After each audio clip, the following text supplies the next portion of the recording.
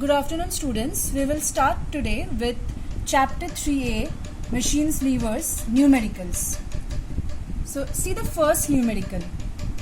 A crowbar of length 120 centimeter has its fulcrum situated at a distance of 20 centimeter from the load. Calculate the mechanical advantage of the crowbar. So see the load arm. If you have to know the mechanical advantage, we can do this with the help of this formula, effort arm by load arm. This comes from the law of levers. You have to mention that.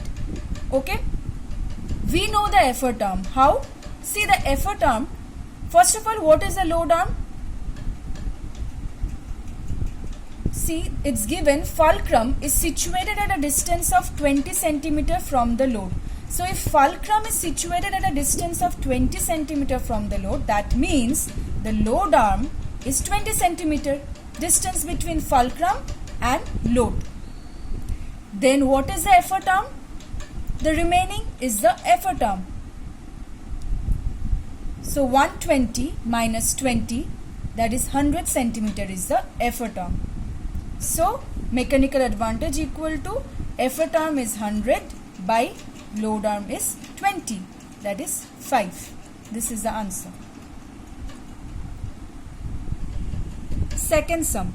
A pair of scissors has its blades 15 centimeter long while its handles are 7.5 centimeter long. What is its mechanical advantage? Now see again the effort arm. It is 7.5 centimeter. Scissors, class 1 lever. Class 1 lever, that means for crowbar also class 1 lever, fulcrum is in between. Fulcrum is in between, and given that the blades are 15 centimeter long. What are the blades? Blades of the scissor, that means the load arm. If this is the scissor which I have just shown in the previous video session, this is the load arm. Blades 15 centimeter long. So load arm 15 centimeter. While its handles are 7.5 centimeter. That means the effort arm 7.5 centimeter. So mechanical advantage equal to effort arm by load arm by the law of levers. That is equal to effort arm we are putting the value, load arm we are putting the value. 0.5 is the answer. Remember, no unit. Mechanical advantage. See number 4. A diagram is given to you. The load is given. Fulcrum is in between the load and effort. Class 1 lever. Right? The first question is, to which class of lever does it belong? Class 1 lever. Second part, if AB is 1 meter, AB is 1 meter, the total length 1 meter, AF is 0.4 meter, this much is 0.4. That means AF is the load arm because this is the load, this is a fulcrum. So AF load arm. So load arm 0.4 meter. Calculate the mechanical advantage. So if we know the full length AB, we know AF. What is BF then? BF will be AB minus AF. AB minus AF, 1 minus 0.4, that is equal to 0.6 meter. This is the effort arm. Why? Because fulcrum, effort, distance, effort arm. Mechanical advantage equal to effort arm by load arm by the principle of or law of levers. Simply just substitute the values. 1.5 is the answer. Then how will you calculate E, that is effort? Remember another form. Mechanical advantage equal to load by effort.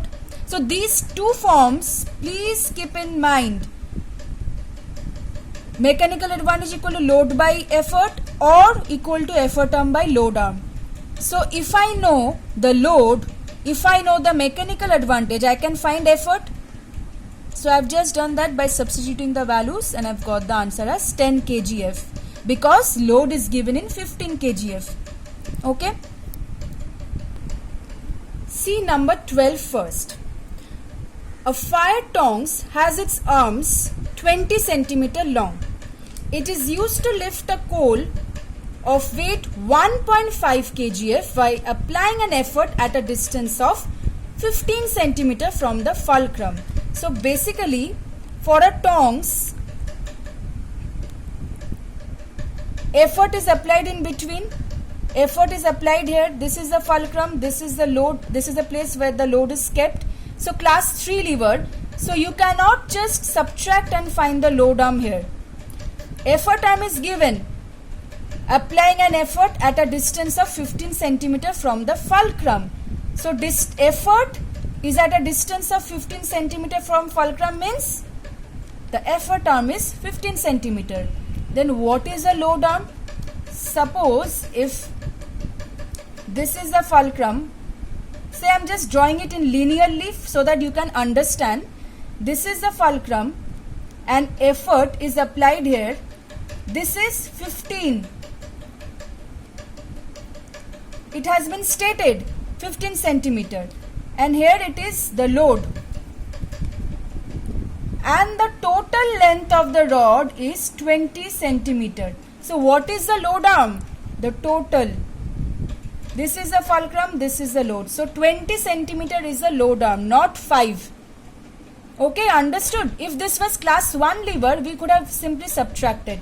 So try to remember the common examples. So since you know that this is a class 3 lever, you know where the fulcrum is. Depending on the fulcrum, you can find out. Now you can just simply apply the principle of moments, that load into load arm equal to effort into effort arm.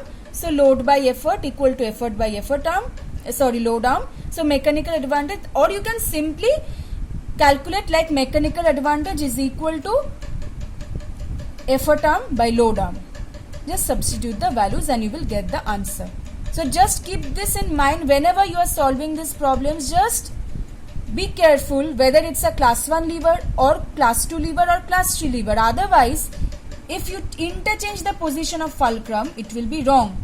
In this case, this is the load, this is a fulcrum. Since this is a tongs, class 3 lever, the whole length is given, the whole length of the rod is the load arm itself.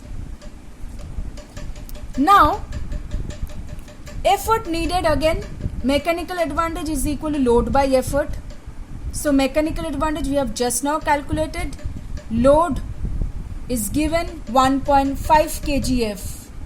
It is used to lift a coal of weight 1.5 kgf. That means this is the load.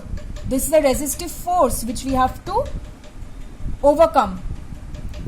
So this is the load, 0.75 equal to 1.5 by effort. Effort we have to calculate. So I have just substituted the values and I have calculated. Let's look at sum number 7. A 4 meter long rod of negligible weight is supported at a point 125 centimeter from its one end.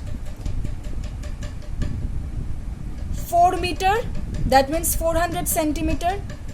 The long rod. Where is the fulcrum? It's supported at a point, that means the fulcrum is at the point 125 centimeter from its one end. Say for example, we are considering from this end, the fulcrum is at 125 centimeter. 125 centimeter, the fulcrum. This much. Now, and a load of 18 kgf is suspended at a point 60 centimeter from the support on the shorter arm. Which one is the shorter arm?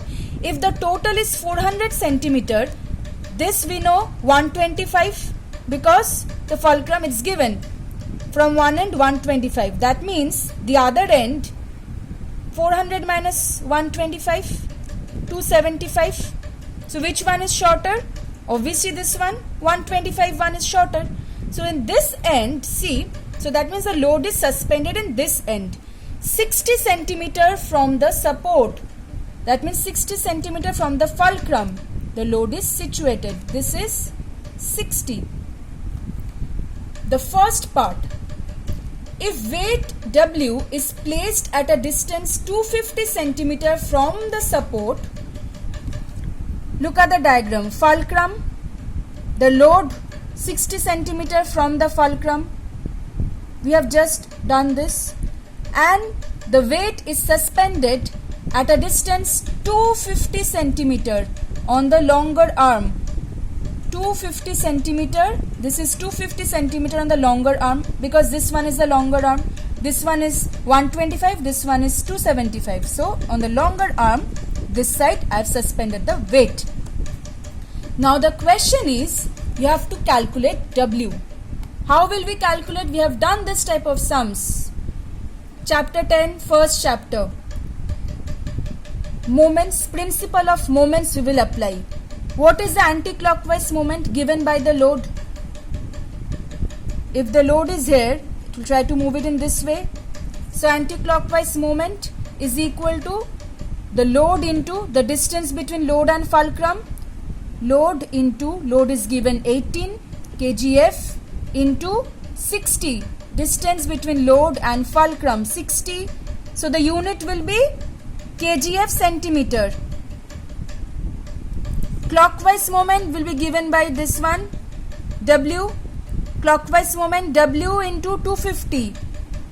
W is the force acting. 250 is the distance between the fulcrum and W. So moment formula simple. Unit kgf centimeter. Now what have I written here? By the principle of moments in equilibrium, anti-clockwise moment will be equal to the clockwise moment, right? In equilibrium, when the rod will be fixed.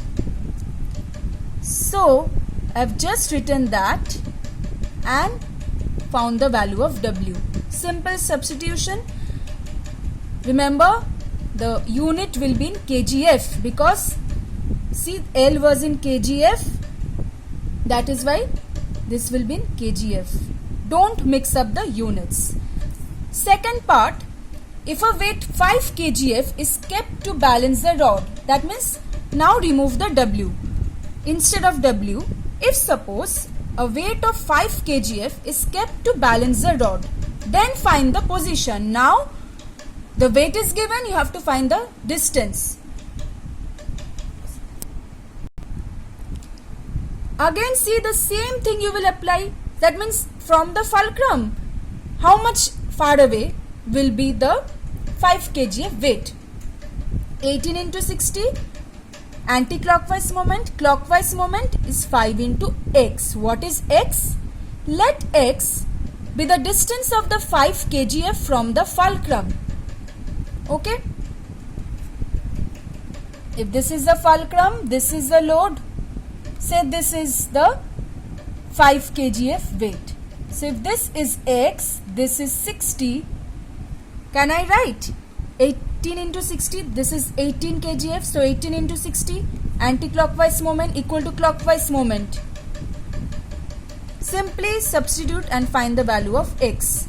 216 centimeter on the longer arm. Mention that. That means on the right side of the fulcrum. So mention on the longer arm. Sum number 8. A lever of length 9 cm has its load arm 5 cm and effort arm 9 cm. To which class does it belong? So how will I know to which class of the lever it will belong? Now see, load arm is given 5 cm. Effort arm is given 9 cm as well as given that the lever is of length 9 cm. That means, can you see that the effort arm is same as the total length of the lever? That means the effort and the fulcrum will be at the two ends. Otherwise, how will the total length of the lever will be equal to the total effort arm? Right?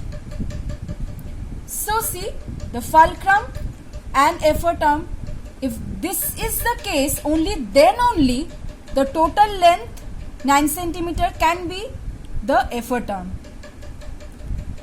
And see, if L is somewhere in between, then 5 cm is the fulcrum and load distance, that is the load arm. That means it will belong to class 2 lever. Now draw the diagram showing fulcrum, load and effort, which I have drawn.